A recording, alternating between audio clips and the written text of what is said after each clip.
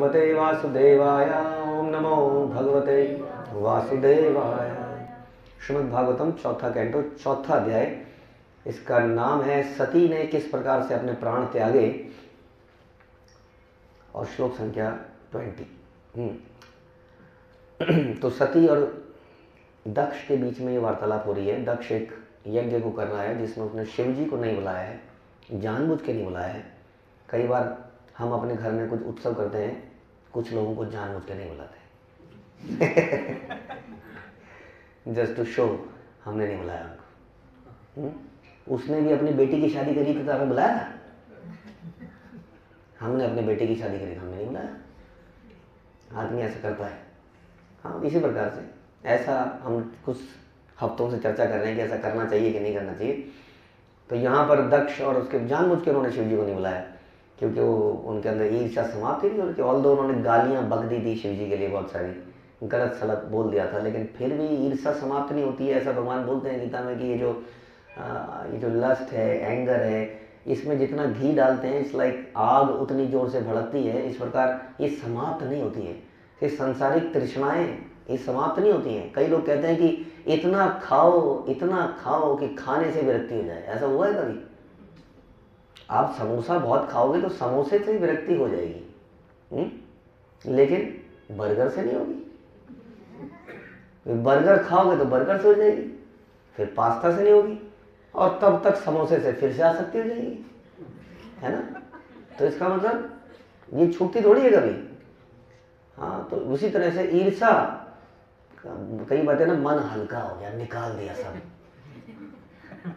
वो निकलता, वो वापस आता है। वो बूम रिंग होता है ना, शुभ फेंकते हैं, वो घूम के फिर वापस आता है। तो इस तरह से ये रिएक्शन फिर वापस आते हैं हमारे हृदय में, और ये और बढ़ के आते हैं आपकी बात। तो दक्ष के हृदय में जबरदस्त ईर्ष्या थी, इतना बक दिया था, उसने भी हल्का कर लिया था अपना, लेकिन कहाँ हल्का हुआ। तो अब जो भी स्थिति है, अब सती अंतिम समय, आपने सुना पिछले श्लोक में सती ने बोला ये मैं शरीर को त्याग देती हूँ। कर्म प्रवृत्तम चा निवृत्तम मप्रियतम वेदे विचिक्यो भयलिंगमाश्रितम विरोधी तद्योग पदे कर्तरी द्वयम तथा ब्रह्मणि कर्म नच्छति। वेदों में दो प्रकार के कर्मों के निर्देश प्राप्त हैं। एक उनके लिए जो भौतिक सुख में लिप्त हैं, और दूसरा उनके लिए जो भौतिक सुख से विरक्त हैं। दो तरह की चीजें बताती है वही वेद। हाँ, कुछ लोग भौतिक सुख चाहते हैं। देखिए अब क्या करें, भगवान बोलते हैं चतुर्विधा भजन्ते, हम 4 तरह के लोग मेरे पास है। भगवान के पास हर तरह के लोग आते हैं। भगवान के पास कोई व्यक्ति कुछ मांगने आता है, ये भगवान दे दे, नौकरी दे दे भगवान, तो भगवान उसको जाने नहीं देते अपने पास से, है ना? क्योंकि किसी तरह से जीवात्माओं को भगवान के पास ले के जाना है, चाहे कैसे भी जाए, है ना? जैसे एक बच्चा है, बच्चा जब तक माता पिता के पास जाता रहेगा तब तक वो सेफ है, चाहे वो कुछ भी मांगने जाए, चाहे वो पैसे मांगने जाए, साइकिल मांगने जाए, बाइक मांगने जाए, कार मांगने जाए, फिर भी यदि, लेकिन अगर वो कहीं बाहर मांगने चला जाने लगा तो बड़ी समस्या हो जाएगी। अगर सिगरेट पापा से मांगे तो ठीक है, लेकिन बाहर से मांगे तो खतरा है, क्योंकि बाहर वाला तो दे ही देगा। पापा जी हो सकता है समझाएं, एक बार 2 बार, हो सकता है लगा भी दें कभी, तो बाहर खतरा है। उसी प्रकार से जीवात्मा जब भगवान के पास जब तक जा रही है तब तक कोई प्रॉब्लम नहीं। इसलिए वेद कई बार बताते हैं, अच्छा तुम्हें पुत्र चाहिए, अच्छा ये कर लो, हाँ पत्नी चाहिए, ये कर लो, तो उसके लिए निर्देश हैं। और दूसरा उन लोगों के लिए जो विरक्त हैं। अब कुछ लोग ऐसे भी हैं जो विरक्त हैं, उनकी भी कुछ मांग है, वो कहते हैं भगवान भक्ति दे दो, भगवान अपनी सेवा दे दो, हाँ, तो उनके लिए भी वेद बताते हैं क्या करना है। इन 2 प्रकार के कर्मों का विचार करते हुए 2 प्रकार के मनुष्य हैं जिनके लक्षण भिन्न भिन्न हैं। यदि कोई एक ही पुरुष में इन दोनों प्रकार के कर्मों को देखना चाहता है तो विरोधाभास होगा, किंतु दिव्य पुरुष के द्वारा इन दोनों प्रकार के कर्मों की उपेक्षा की जा सकती है। ये थोड़ा कॉम्प्लिकेट हो गया दिव्य पुरुष के द्वारा, यानी कि बता रहे हैं, इसलिए हमने गीता में पढ़ा था कि दिव्य पुरुष के लिए ना तो कुछ शुभ है ना कुछ अशुभ है ना?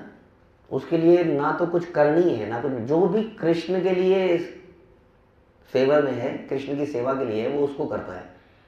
जैसे कि अर्जुन ने मारा, मर्डर किया, हाँ, अब मर्डर करना अच्छी बात नहीं है, लेकिन उसने भगवान के लिए मारा तो अच्छा माना जाता है। अब किसी का घर जला दो आप, तो कितनी बड़ी सजा है, नहीं? घर जला दो आप, हनुमान ने लंका जला दी, हाँ, कोई नहीं कहता कि कोई बात है, लंका जला दी, सारा सोना पिघल के बहने लग गया होगा चारों तरफ। कितनी मेहनत से बनाया होगा घर किसी ने, तो ऐसा कोई नहीं कहता, क्योंकि भगवान की प्रसन्नता के लिए उसने ऐसा किया।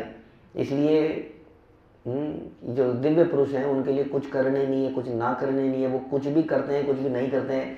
हाँ, वो बिल्डिंग भी बना लेते हैं, जैसे प्रभुपाद ने मंदिर बनाए, बिजनेस भी चला लेते हैं। हाँ, प्रसादम बांट रहे हैं जो लोग बिजनेस समझते हैं, वो कुछ भी कर लेते हैं, लेकिन भगवान की प्रसन्नता के लिए ही करते हैं। लेकिन साधारण लोगों के लिए दो तरह के लोग हैं, जो मोक्ष के मार्ग पर हैं, जो विरक्ति के मार्ग पे हैं, या भुक्ति के मार्ग, भोगने के मार्ग पे हैं। लेकिन दिव्य पुरुष इन दोनों से भिन्न है, वो दोनों प्रकार के कर्मों की उपेक्षा करता है, उसको मुक्ति भी नहीं चाहिए वास्तव में, वो केवल भगवान की प्रसन्नता के लिए। हाँ, जैसा हम सुनते हैं कि गोपियों ने बोला कि हमारे पैरों की धूल ले जाओ, कृष्ण के सर पे लगा दो, यदि कृष्ण का सर दर्द इससे ठीक होता है तो, यानी कि उनको मुक्ति नहीं चाहिए। नारद जी ने कहा तुम अपने पैर की धूल लगाओगी हमेशा नरक में जाओगी, वो कहे कोई बात नहीं, तो इसका मतलब उन्हें मुक्ति नहीं चाहिए, ना ही उन्हें मुक्ति चाहिए। तो इस प्रकार के भक्तों का लक्षण है, वो शुभ अशुभ के चक्कर में नहीं पड़ते हैं संसार में। अरे नहीं अशुभ हो जाएगा, अरे मंगलवार है, अरे बृहस्पतिवार है, अरे ये वार है। हाँ, वो क्या सोचते हैं, अरे कोई सा भी वार है, भगवान की अगर सेवा के लिए कोई कार्य किया जाए तो उसको कर देना चाहिए, उसमें शुभ अशुभ नहीं रह जाता, क्योंकि हम अपने शुभ अशुभ के लिए कुछ करते ही नहीं है। हाँ, ये भक्तों का लक्षण है, दिव्य पुरुषों का लक्षण है। तो वैदिक कर्मों में ऐसी योजना बनाई गई है कि बद्ध जीव संसार को भोग करे, धीरे धीरे भोग से विरक्त होकर दिव्य पद को प्राप्त करे। इसलिए कहते हैं कि धर्म, अर्थ, काम और मोक्ष। लेकिन अभी हमने थोड़ी देर पहले डिस्कस किया कि काम से मोक्ष मिलता कहाँ है, काम से छुटकारा मिलेगा तभी तो। काम मतलब डिजायर्स, ये संतुष्ट होती कहाँ है। समोसे के बाद पिज्जा, पिज्जा के बाद बर्गर और फिर समोसा, तो काम के बाद मोक्ष आएगा कैसे, आप बताइए। हाँ, धर्म अर्थ काम मोक्ष, तो काम के बाद मोक्ष आएगा कैसे, समझ में आ रहा है। लेकिन ऐसा प्रचलन संसार में ऐसा बोला जाता है कि धर्म अर्थ काम मोक्ष, इसलिए उस चक्कर में आदमी फंस जाता है। धर्म करता है क्योंकि उसको लगता है बेटा धर्म करेगा तो पैसा आएगा, धर्म से अर्थ आएगा, अर्थ से काम आएगा, और मोक्ष लेकिन नहीं आ पाएगा वास्तव में देखा जाए तो। तो बता रहे हैं कि 4 आश्रम बनाए गए, ब्रह्मचर्य, गृहस्थ, वानप्रस्थ, संन्यास। हाँ, दिव्य पद पर धीरे धीरे उठने के लिए। गृहस्थ के कर्म तथा वैश्य के तथा वेश यानी कि ड्रेस सन्यासी से भिन्न है। एक ही व्यक्ति के लिए इन दोनों आश्रमों को ग्रहण करना असंभव है ना तो सन्यासी गृहस्थ की तरह कर्म कर सकता है, ना गृहस्थ सन्यासी की तरह। किंतु एक इन 2 प्रकार के मनुष्यों के ऊपर मनुष्य की तीसरी कोटि है जो इन दोनों से परे है। भगवान शिव को दिव्य पद प्राप्त है।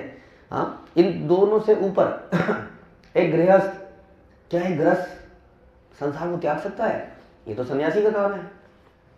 हाँ, क्या एक सन्यासी शादी में जा सकता है, ये तो गृहस्थ का काम है, बताइए। लेकिन एक भक्त जो है वो सबको त्याग सकता है और शादी में जा भी सकता है, इसलिए वो दोनों से ऊपर हो गया। इसलिए उसको आश्रमों की दैवीय वर्णाश्रम, उसको आश्रमों की लिमिट बांध नहीं सकती है, क्योंकि वो जो भी करता है वो किसके लिए करता है, वो भगवान के लिए करता है। इसलिए उसके लिए कुछ भी करणीय नहीं है, कुछ भी अकरणीय नहीं है। शिव जी जो है बता रहे हैं वो इस पद को प्राप्त है। कौन? शिव जी। वे अपने अंतर में भगवान विष्णु का ध्यान हमेशा करे रखते हैं, अतः उन पर ना तो गृहस्थ का नियम लागू होता है ना ही सन्यासी का नियम लागू होता है, वो परम हंस अवस्था को प्राप्त है। भगवद गीता में शिव की दिव्य स्थिति की व्याख्या है, ये कहा गया है कि जब फल की इच्छा के बिना कर्म करते हुए भगवान की दिव्य सेवा करी जाती है तब मनुष्य दिव्य पद को प्राप्त हो जाता है। हाँ, तो शिव जी को तो ये प्राप्त है, हमें प्राप्त हो सकता है? हो सकता है? नहीं हो सकता है, वरना क्या फायदा है पढ़ने का। हो सकता है कब? जब हम निष्काम कर्म करते हैं। निष्काम कर्म क्या होता है? निष्काम कर्म मतलब हाँ, निष्काम मतलब है ना किसी की प्रसन्नता के लिए नहीं, उस भगवान की प्रसन्नता के लिए। लोग सोचते हैं निष्काम, मेरा इसमें क्या फायदा है, मैंने किसी को कुछ दे दिया, माना कंबल बांट दिए, ये निष्काम हुआ? बताइए, क्यों, मेरा क्या लाभ है भैया, मैंने तो बांट दिए तो मेरा क्या लाभ है? निष्काम मतलब मेरा कोई अपना इच्छा नहीं होनी चाहिए ना, निष्काम क्यों नहीं है? असली निष्काम कार्य क्या है? भगवान की प्रसन्नता के लिए बांटे तुमने? हाँ, पता नहीं, आई डोंट नो। क्या भगवान का नाम लिया? क्या उन लोगों को भगवान से जोड़ने का प्रयास किया? पता नहीं। तो इसलिए सही मायने में निष्काम है कि नहीं, पता नहीं। निष्काम का मतलब समझिए, किसी की भी कामना नहीं है, वो भगवान की इच्छा को पूरा करने के लिए काम किया गया है, वो निष्काम माना जाना चाहिए। तो फल की इच्छा के बिना, अपने फल की नहीं है लेकिन भगवान को देना चाहते हैं, उस समय उसके लिए वैदिक आदेशों या वेदों के विभिन्न विधि विधानों का पालन करना अनिवार्य नहीं रहता। जब मनुष्य वैदिक अनुष्ठानों से संबंधित आदर्शों के ऊपर उठकर दिव्य विचार में पूर्णतः खोया रहता है, अर्थात श्री भगवान के विचार में मग्न रहता है, तो इस स्थिति को बुद्धि योग या समाधि कहते हैं। समझ में आया? समाधि लगाने के लिए आपको हिमालय में जाने की जरूरत नहीं है, आप समाधि लगा सकते हैं। कैसे? जब निरंतर आप क्या करते हैं? भगवान का ध्यान कर रहे होते हैं। ऐसे नहीं ध्यान लगाने पड़ेगा समाधि के लिए। अगर आप सेवा में लगे हुए हैं, हाँ, तो भी गोभी काट रहे हैं तो ध्यान से, लेकिन गोभी काटते हुए देख रहे हैं ये भगवान को खिलाना है, अच्छे से बनाते हैं, कैसे खाएंगे भगवान? ज़्यादा बोलूँगी तो थूक गिरेगा, व्हाटएवर। हाँ, बच्चा, अरे मम्मी पकौड़े, भाग यहाँ से, भगवान के लिए बन रहा है, देख मत गंदी नज़र से, है ना? इसका मतलब उसकी चेतना यही है कि भगवान के लिए बना रहे हैं। तो यानी कि गोभी काटते हुए भी वो समाधि में है। ये बड़ा आसान हमारे आचार्यों ने समझाया, इसलिए आपको हिमालय में जाने की जरूरत नहीं है। ऐसा वो बोली है, क्यों बोल रही है ऐसा सती? वो कह रही तुम समझे ही नहीं पिताजी, मैं आपकी बेटी हूँ, मेरे को समझ में आ गया, क्योंकि मैं शिव जी के साथ रही थोड़ी देर, मुझे ट्रेनिंग मिली, क्लासेस मैंने अटेंड करी शिव जी के साथ। आपको पता ही नहीं है, आप कह रहे हैं प्रणाम करने के लिए खड़ा नहीं हुआ। क्या थिंकिंग है आपकी, यूजलेस। आप कह रहे हैं शिव जी खड़े नहीं हुए प्रणाम करने के लिए, शिव जी ने मुझे देखा नहीं। अरे वो भगवान के जो ध्यान में है, उस व्यक्ति की तो पूजा करनी चाहिए। हाँ, जो निरंतर भगवान के ध्यान, हम सोच रहे हैं हमारी उसने रिस्पेक्ट करेगी नहीं, अरे उसकी रिस्पेक्ट करनी चाहिए हमें, क्योंकि निरंतर भगवान के चिंतन में है, सेवा में लगा हुआ है। आप क्या समझेंगे इसकी बात? आप तो मनाइए अपने प्रजापति होने के जश्न। हाँ, मैं तो चली। तो सती जाने से पहले अपने पिताजी को एक पूरा लेक्चर देना चाह रही है, ताकि जाने से पहले उनको ज्ञान आए, पछतावा हो, जो कि वास्तव में होगा बाद में। हम भी इसको देखेंगे कैसे सती प्राण त्यागती है अगले प्रवचन। हरे कृष्ण। श्रील प्रभुपाद की जय। ग्रंथराज श्रीमद् भागवतम की जय।